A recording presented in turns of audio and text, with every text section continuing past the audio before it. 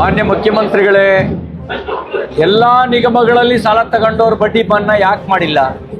ಯಾಕೆ ಅಲ್ಪಸಂಖ್ಯಾತರ ನಿಗಮದ ಬಡ್ಡಿ ಮನ್ನಾ ಮಾಡಿದಿರಿ, ಅಂಬೇಡ್ಕರ್ ಅಭಿವೃದ್ಧಿ ನಿಗಮದ ಸಾಲ ಬಡ್ಡಿ ಮನ್ನಾ ಯಾಕೆ ಮನ್ನಾ ಮಾಡಿಲ್ಲ? ಅದೇ ರೀತಿಯಲ್ಲಿ ವಾಲ್ಮೀಕಿ ನಿಗಮದ ಬಡ್ಡಿ ಮನ್ನಾ ಯಾಕೆ ಮಾಡಿಲ್ಲ? ಉಪ್ಪಾರ, ಇತರೆ ಹಿಂದುಳಿದ ವರ್ಗ, ಈ ಎಲ್ಲ ನಿಗಮಗಳಲ್ಲಿ ಸಾಲ ಕೊಟ್ಟವರಿಗೆ ಬಡ್ಡಿ ಯಾಕೆ ಮನ್ನಾ ಮಾಡಿಲ್ಲ? ನಿಮ್ಮ ಜಾತ್ಯತೀತತೆ ಅಂದ್ರೆ ಕೇವಲ ಒಂದು ಕೋಮನ್ನು ಓಲೈಸೋದು ಮಾತ್ರ ನಿಮ್ಮ ಜಾತ್ಯತೀತತೆನಾ?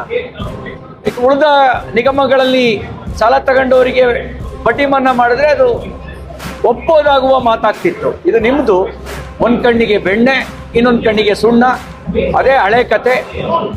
ಇದನ್ನೇ ಮತ್ತೆ ಮುಂದುವರಿಸಿದಿರಿ. ಜನಾಕ್ರೋಶ ಕಾಂಗ್ರೆಸ್ ವಿರುದ್ಧ ಇದೆ. ಬೆಂಗಳೂರಿನ ಜನ ಬೇಸತ್ತಿದ್ದಾರೆ. ಬೆಂಗಳೂರಿಗೆ ನೀವೇನ್ ಮಾಡಿದಿರಿ ಅಂತ ಕೇಳಿದ್ರೆ ಇವ್ರು ಹೇಳಕ್ಕೇನೂ ಇಲ್ಲ. ಪ್ಲಾನ್ ಸ್ಯಾಂಕ್ಷನ್ಗೆ ಅಡಿಗೆ 100 ರೂಪಾಯಿ ಲಂಚ ತಗೋತೀವಿ ಅಂತ ಇವ್ರು ಹೇಳ್ಕೊಳಕ್ಕಾಗತ್ತಾ? OCCC ಕೊಡೋದಕ್ಕೆ ಸತಾಯಿಸ್ತಿದೀವಿ ಅಂತಂದ್ರೆ ಓಟ್ ಬರುತ್ತಾ? ಗುಂಡಿನಲ್ಲಿ 100 ಜನನ ಸಾಯಿಸಿದೀವಿ ಅಂತ ಹೇಳಿ ಯಾವ ಮುಖ ಇಟ್ಕೊಂಡು ಹೇಳ್ತಾರೆ? ಇದನ್ನ ಡ್ರಗ್ ಸಿಟಿಯಾಗಿ ಪರಿವರ್ತನೆ ಮಾಡಿದೀವಿ ಅಂತಂದ್ರೆ ಮುಖಕ್ಕೆ ಮಂಗಳಾರತಿ ಎತ್ತಾರೆ. ಬಾಂಗ್ಲಾದೇಶದವ್ರನ್ನ ತಗೊಂಡು ಬಂದು ಇಲ್ಲಿ ಕೂರಿಸ್ತಾ ಇದ್ದೀವಿ ಅಂತ ಹೇಳಿದ್ರೆ ಬೆಂಗಳೂರು ಜನ ಅವರು ಬೇರೆ ರೀತಿಯಲ್ಲೇ ಆಲೋಚನೆ ಮಾಡ್ತಾರೆ.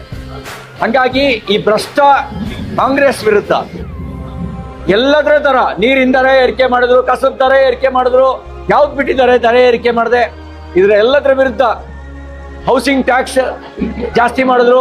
ಇದರೆಲ್ಲದರ ವಿರುದ್ಧ ಬೆಂಗಳೂರು ಜನ ಬೇಸತ್ತಿದ್ದಾರೆ. ಕಾಂಗ್ರೆಸ್ ಸೋಲೋದು ಸತ